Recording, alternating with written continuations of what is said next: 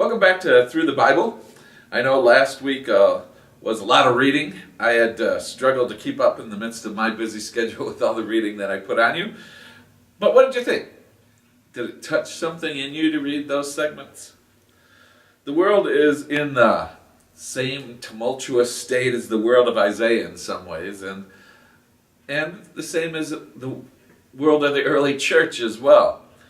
I've watched the news and there's something that hurts inside me as I see the things that are going on around me at times. Children are being killed. Nations are in deeper and deeper conflict with one another. The poor are forgotten and sometimes even become the tools of the powerful elements of the world. Isn't that exactly the world that Isaiah speaks to? Aren't we the people for whom the message is meant? So as hard as it is to read the words of Isaiah, as hard as it is to keep up on the reading sometimes, I need these words for my own life. I need these words to keep me focused in the right places. I need these words to remind me that no matter how deep the brokenness of the world, God still comes with healing. In Isaiah 30 it says in the message, "But God's not finished. He's waiting around to be gracious to you. He's gathering strength to show mercy to you. God takes time to do everything right. Everything. Those who wait around for him are the lucky ones." I need these words of hope and also the words to challenge me to stand for a different way of living, a different way of being in the world. How about you? So let us continue our journey. This week's readings are on day 1, Isaiah 45 through 49, and 1 Thessalonians 3 through 4. Day 2, Isaiah 50 to 55, and 1 Thessalonians 5 and 2 Thessalonians 1. On day 3, Isaiah 56 to 61, and 2 Thessalonians 2 through 3. Day 4 is Isaiah 62 through 66, and 1 Timothy 1 through 2. Day 5 is Jeremiah 1 to 5, and 1 Timothy 3 through 4. Day 6, Jeremiah 6 to 11, and 1 Timothy 5 through 6. And finally, on the last day of the week is Jeremiah 12 through 17, and 2 Timothy 1 through 2. Once more, there's a lot of ground we're covering in this section. And here are some observations that you might find helpful as you move through your reading this week. We begin this week's readings as we continue Isaiah with more words that are addressed to those in exile. But Isaiah will end with words that are written for those returning from exile to rebuild. In chapter 45, the prophet points to the changing political winds that are happening in the time to give the exiles hope. People in Babylon are aware that there is a new rising power, the Persians, led by Cyrus. The prophet looks at the changing world scene and sees God at work in the midst of it. Cyrus will in the end defeat the Babylonian Empire, the prophet proclaims, and when he does, this foreign king will be God's instrument for setting the people free to return home. The prophet is confident that in some hidden way, God is always at work in the world. That's part of his faith. It's what Walter Brueggemann in his books called prophetic imagination, being able to see beyond what is. So the prophet calls the people of God to stand firm in the exile, to continue in faith in God, for God is coming to do something to change the very nature of the world. Isaiah writes in Isaiah 46, "Remember this and consider. Recall it to mind, you transgressors. Remember the former things of old, for I am God, and there is no other. I am God, and there is no one like me, declaring the end from the beginning, and from ancient times, things not yet done." The prophet goes on to say that when this Persian comes and his armies, they will humble these Babylonians, the ones who God used at first to chastise his people. But the prophet goes on to say that the Babylonians have overstepped, and now it's time for them to pay for their sins. Their gods will not protect them. Their wisdom and power will not protect them. God is the creator, the redeemer, and the true power at work in the world. And God will set the people free for God's own purposes. And in the midst of the world turmoil and struggle, all the attempts to seize power for themselves, stands the servant of the Lord, who is totally different from all other powers. And so we have the second servant song in chapter 49. It says there that the servant will save the despairing people. The servant will boldly declare God before all the nations. The servant suffers pain and failure, and yet remains faithful for the sake of all. And it all includes far more than the people of Israel. The work will stretch throughout the entire world. The third servant song then is found in chapter 50. There it says, "For the sake of others the servant remains faithful and suffers, so that others might see the glory of God." And the power of God is seen in this servant. And God's power is not like the world's power. God's power is shown in compassion and care and patience, even in the face of abuse. What will be the response to the servant? To hear his voice, or to rise in opposition to the power of God? By their reaction, people will cement their place before the Lord, either as for the Lord or against the Lord. The fourth and final servant song appears in Isaiah 52 and 53. The suffering servant bears the sin of the people. As Christians, we can't help but see Jesus in this image. Could it be that even here, in this passage that God is the one who bears the pain of the people's sin? Or are we talking about the faithful remnant of Israel when it says the suffering servant, the remnant that bears the pain of exile while clinging to faith, and that brings about a new day in the life of the people? The truth is, all of these can be true. People have trouble struggling with that reality. Each reader and interpreter will find their own place within these images. We all should, because we know our salvation at some level always comes from those who are willing to accept the pain of our brokenness. Even forgiveness on a human level requires those we harm to bear that pain, the pain we caused, and give us a fresh start. Maybe this is how redemption always has to work.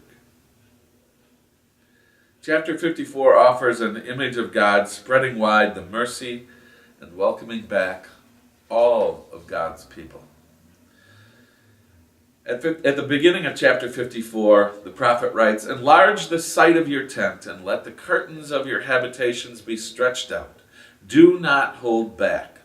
Lengthen the cords and strengthen your stakes, for you will spread to the right and to the left, and your descendants will possess the nations and will settle the desolate towns." And this leads perfectly into the last section of the book of Isaiah, a section that's written to those who are returning to rebuild the nation after the exile. The returning exiles are called to place their trust anew in God. Everything that God does will bring about abundant new life in ways we can never imagine. In Isaiah 55 it says, "For as the rain and snow come down from the heaven, and do not return until they water the earth, making it bring forth and sprout, giving seed to the sower and bread to the eater, so shall my word be that goes out from my mouth. It shall not return to me empty." The prophet lays out what has caused the problems that led to exile: corrupt leaders, idol worship, and lack of trust. But if the people return, there can be a new beginning. The prophet lays out what true worship is. It's not ritually following the roles of worship, but a true and obedient heart is the nature of true worship. Even with rituals, if the people continue in their injustice and oppression, then the wrath of God will punish them. The people of God are called back home to rebuild the nation and the city. Chapter 60 outlines the scope of the return from all the places they are scattered. And it also outlines the future glory of Zion, the holy city. The book ends with a glorious picture of the future of the people. But with that picture, there is a warning that now that they have returned, they are called to a new faithfulness, for they worship a righteous God. God comforts the returning exiles with a vision of his victory over all evil and his loving goodness. God contrasts the long life of a tree with the short duration of the grass and promises the faithful long life and joy. You'll also this week get another prophet from approximately the same time period, the book of Jeremiah. Jeremiah is often called the weeping prophet, for his prophecy is filled with grief at what lies ahead for God's people. There's also anger in Jeremiah that we find in few other prophets. Jeremiah is also a prophet as Judah nears the exile period. His prophecy seems to mainly encompass the rule from Josiah up to just before the exile. Jeremiah sees the darkest parts of human nature. The heart of people is so bound by sin that apart from God, there is no hope. But Jeremiah saw that in God there was a hope for the future, a hope in which God would recreate the human heart. The writing of Jeremiah seems to be drawn from his whole lifetime of prophecy and contains many different literary forms, including autobiography and poetry, reports of sermons, historical narratives, messages to individuals, messages to groups. At the start of the book, Jeremiah is called to bring the message that the judgment of God is about to come in the form of the Babylonians. Jeremiah will be strengthened by God to stand in the face of all opposition to his message. Jeremiah is told from the beginning, this will not be an easy task. In chapter 2 and 3, God pleads with Israel to turn back. Their idols will not save them. If they return to God, God will give them faithful shepherds, new leaders. There's a deep and loving plea from God's heart in these chapters. But the next chapter goes on to share that the people do not return. They are utterly corrupt, especially their political and religious leaders, and so the judgment of God comes. But even then, the Lord will not totally abandon the people, Jeremiah says. There will be a remnant, a faithful few in the time to come, and God will rebuild through them. The horrors of war outline the doom to come. Young and old alike will be caught. Disease and death will swallow up everything. Jeremiah mourns for what is to come. And God too mourns. He mourns the loss of his people. And yet, what choice does God have? Jeremiah carries on some prophetic actions, images of what is to come. He takes a filthy loincloth before the people as a sign of the filth and corruption that exists among them.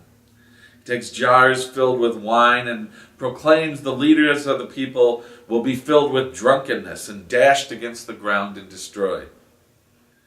Jeremiah, at God's command, refuses to take a wife as a sign of the fact that there is no hope for the future. He speaks of exile and drought and hunger to come. And again in chapter 15, he finds he finds it all far more than he can bear to carry this terrible word to the people. Why is God doing this, is Jeremiah's question. But God assures Jeremiah that he will make him like a wall of bronze. Will Jeremiah stand firm? That's what we'll hear as we continue to read Jeremiah next week. In the New Testament, we turn to the book of 1 Thessalonians. Paul longs to be with the people at the church in Thessalonica, but the work of his mission has kept him away. But he did receive a report from his fellow worker, Timothy, outlining their faithfulness. He prays that they will remain faithful so that they, along with all the saints, can share in the kingdom at the second coming of Christ. Paul then goes on to offer instruction on what it means to live holy lives. He commands them to remain sexually holy. Sexual immortality was a strong temptation in the culture of that time. At the center of this is the command not to exploit or use others for your own gratification. Instead, true love and care for one another is the call of Paul. Live peacefully. Work honestly. Be an example to those outside the community. Paul now enters into the central concern in this book, the second coming. He wants to give the people of the church an understanding that will bring them comfort in the midst of struggle. The resurrection of Christ is at the center of the assurance that Paul offers in this book. The risen Christ will bring all those who believe with him into the new life in Christ, and foremost those who have died in him. So there is no fear for those who have died. No one knows the timing of Christ's return, but the promise is sure, and all are to live in readiness for this future. As with 1 Thessalonians, the authorship of Paul is questioned in 2 Thessalonians. But for our purposes, we still refer to the writer as Paul. Again, the certainty of the return of Christ rather than salvation in Christ seems to point to a changing dynamic in the church. The theme of the second coming dominates this work as well. Some have claimed within the congregation that the day of the Lord has already taken place. They're already living in a new life. There will be no second coming. The congregation is shaken amidst the persecution of the time. So the letter lays out that the day of the Lord has not appeared because there are things that still have to come first. First, the writer says there must be a rebellion of the whole of humanity against God. And second, one must arise who is the leader of this rebellion, a true figure opposed to God that has come to be known by some as the Antichrist. I've always struggled with this section because it's led to such fear and speculation. What is the nature of the rebellion? Who is this man of lawlessness that 2 Thessalonians talks about? But I think that the word that is more helpful is not knowing when. It says, do not weary in doing what is right. The future, in a sense, will take care of itself. God will faithfully be there. I think the deeper purpose of sharing these insights of the future is to remind this struggling congregation that the time's not yet. So do not worry. 1 and 2 Timothy and Titus have all been questioned as being written by Paul because the vocabulary, the theology, the central concerns of church order are not at the heart of Paul's other works that we find in the New Testament. They seem to come from a time later in congregational development. 1 Timothy is written to a congregation and its leader who are struggling with the nature of faithful leadership. There are in 1 Timothy instructions for prayer, especially prayer for those in authority. This section also contains material that especially seems to be non-Pauline in nature. There are injunctions for women to be silent in the community. But Paul, in his other letters, often holds up women as being central leaders in the community. There are qualifications for leadership in the church, bishops and deacons. The letter outlines that injunctions against marriage and foods are forms of false righteousness. The letter outlines what a good minister is. They are to study the word of faith, live a godly life, teach the tradition faithfully. They are blessed by a counsel who calls them with prayers from the Spirit. Believers are to live honoring one another. Slaves honor masters. The congregation cares for widows. Respect the elders of the congregation and care for the needs of the leadership. Keep the faith, this letter says. 2 Timothy is a letter addressed to a leader in the faith, ascribed to Paul as he nears the end of his life. It's a call to remain faithful, to hold to the traditional teachings received, to constantly study the Word of God and pray to be firm in faith no matter what the opposition. It's a straightforward set of instructions for a young leader in the faith, maybe for all young leaders in the faith. And so we enter another week seeking our own strength to remain faithful. May God continue to bless you. As we close, hear these words from 2 Timothy and as an encouragement to you. Do your best to present yourself to God as one approved by Him, a worker who has no need to be ashamed, rightfully explaining the word of truth.